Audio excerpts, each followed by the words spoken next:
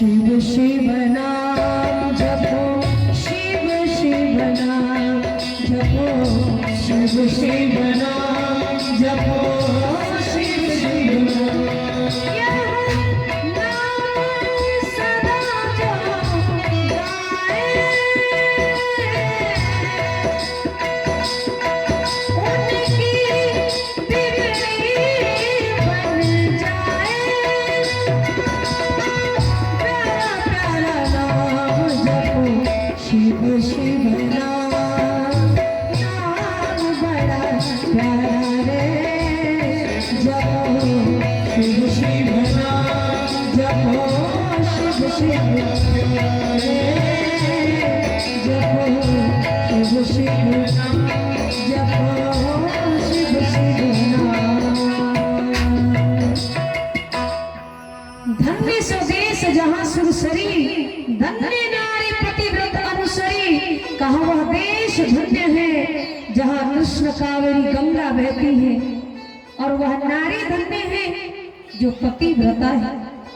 दो चीजों की बड़ी प्रशंसा की बाबा तुलसी ने मानस में। हाँ, एक बार मॉरिशस में कवि सम्मेलन हो रहा था।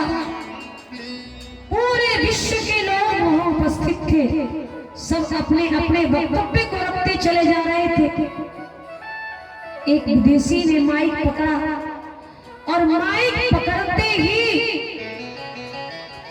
भारत की नारी की निंदा करते हुए विदेश की नारी की प्रशंसा की। माता जी बड़े ध्यान से कथा सुनिएगा आज की, और आज ही हमारी विदाई भी है यहाँ से।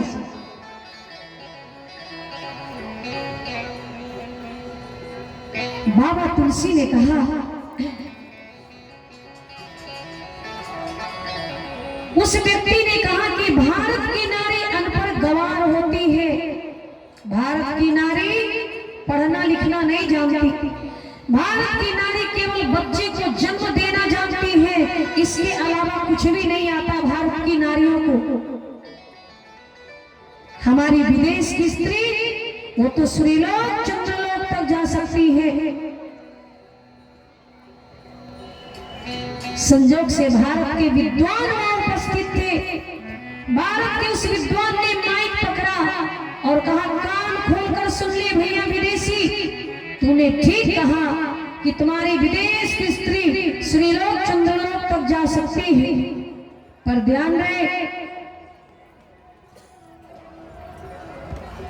ध्यान रहे भैया विदेशी। बोले क्या?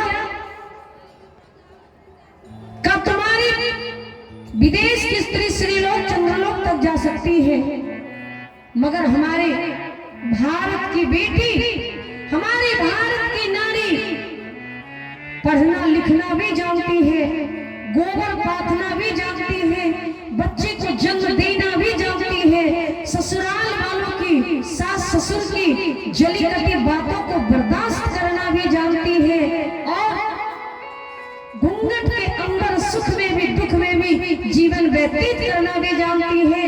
लेकिन हमारी भारत की नारी, अरे श्रीलोक चंद्रलोक की बात कौन कहे, हमारी यही भारत की नारी सती सावित्री का उद्धारण करके अरे यमलोक तक जाकर पति सत्यवान को वापस ला सकती है। ऐसी क्षमता यदि किसी में है तो केवल भारत की नारी। हम निवेदन करना चाहेंगे, आज सब कुछ ठीक है, लेकिन कहीं से हमारी बहन बेटियां सुरक्षित नहीं है। आज हमारी बेटियों को गर्भ में मारा जा रहा है। एक कवि ने क्या खूब लिखा, आज हर माँ के गर्भ से एक नन्ही सी जान कहती है, हे माँ, चाहे मुझको प्यार न देना, चाहे मुझे दुलार न देना, चाहे मुझको प्यार न देना, चाहे मुझे दुलार न देना, कर सको तो बस इतना करना, जन्म से पहले मार न देना, जन्म से पहले मार न देना।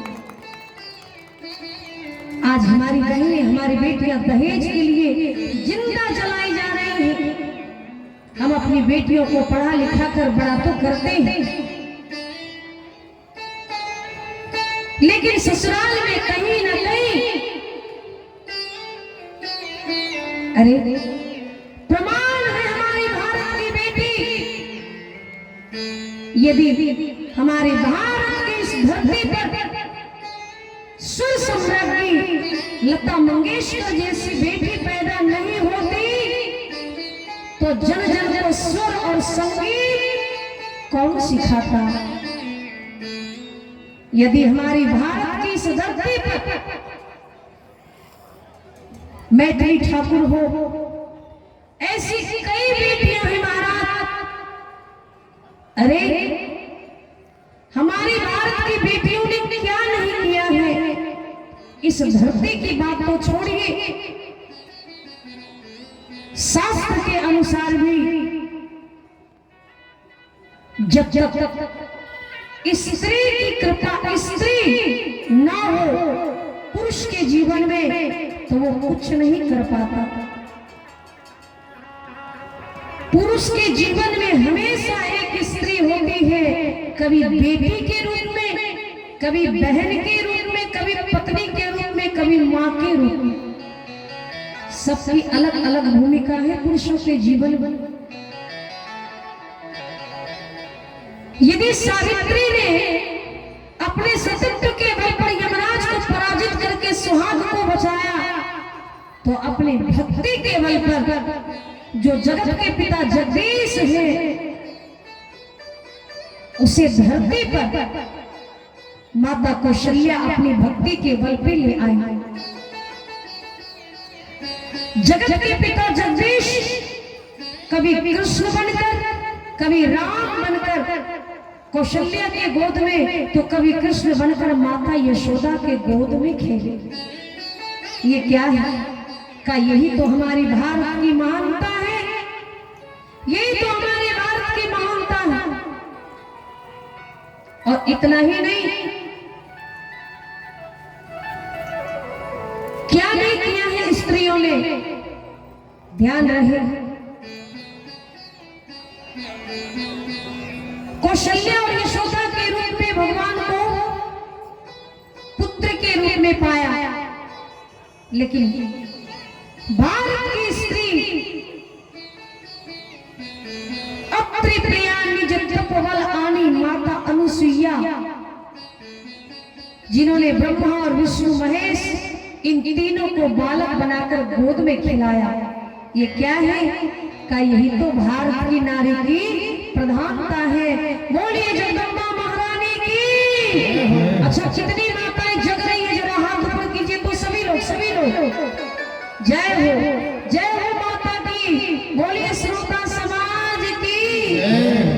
आपने गौर किया होगा माता जी, जिसके घर में 14-15 साल की बेटी हो और 18-20 साल का बेटा हो, आप देर रात कहीं से वापस आइए, आपके जूते चप्पल की आवाज आपके बेटे के कान में पड़ेगी तो वो जगह भी होगा तो सोने का नाटक करेगा।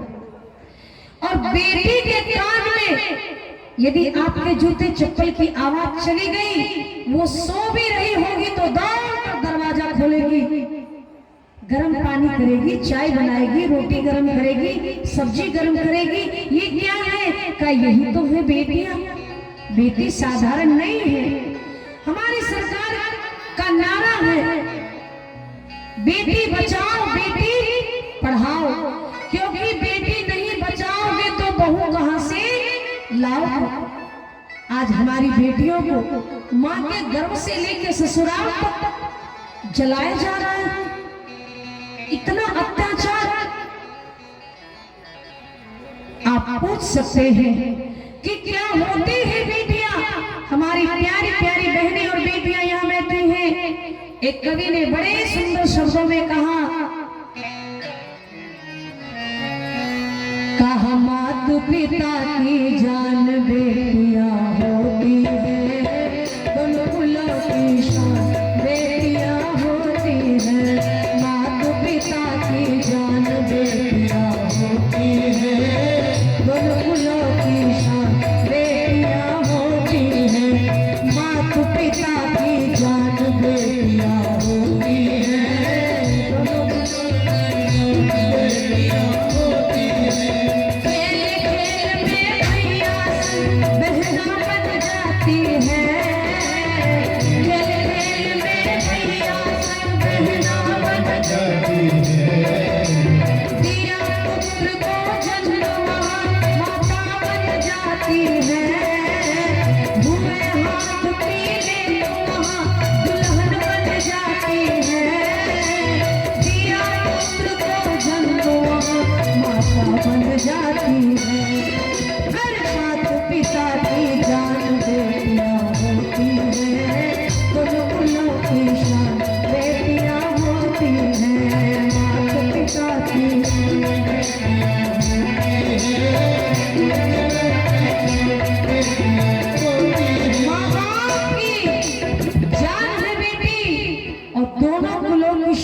है बेटी, जिसके जीवन में बेटी नहीं, आज भी हमारे आपके समाज में ऐसे कई लोग जीते हैं जिसे 5-5 बेटा है।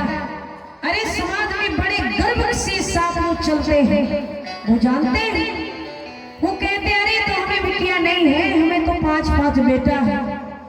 हमारे जितने भाई बहन बैठे हैं, मैं शास्त्र से हटकर नहीं बोल रही, मैं शास्त्र सम्मत बातें बोल रही हूँ। विचार करना, 5 बेटा यदि विधाता ने आपको दिया है तो 5 बार किसी के दरवाजे पे आप भीख मांगेंगे, तभी आपके घर में बेटी आएगी। और यदि 5 बेटों के साथ साथ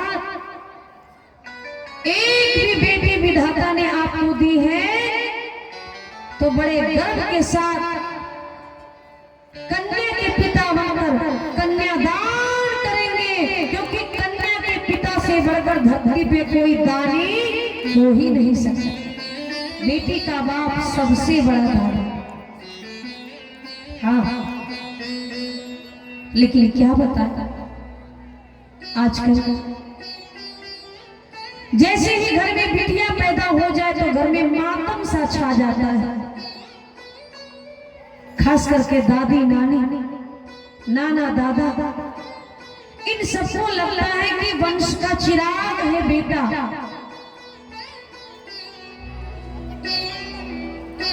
माता जी, क्या सबको लगता है कि वंश का चिराग है बेटी कुछ भी नहीं? ध्यान रहे, यदि कोई पूछेगा तो जरूर बताइएगा, बेटा यदि वंश का चिराग है तो बेटी माँ बाप के नैनों की जोत है। बेटी साधारण नहीं है, इसलिए बेटी बचाओ बेटी पढ़ाओ। बिटिया साधारण नहीं है, बेटी माँ बाप के नैनों की जोत है। हाँ, माँ बाप के नैनों की जोत है बेटी।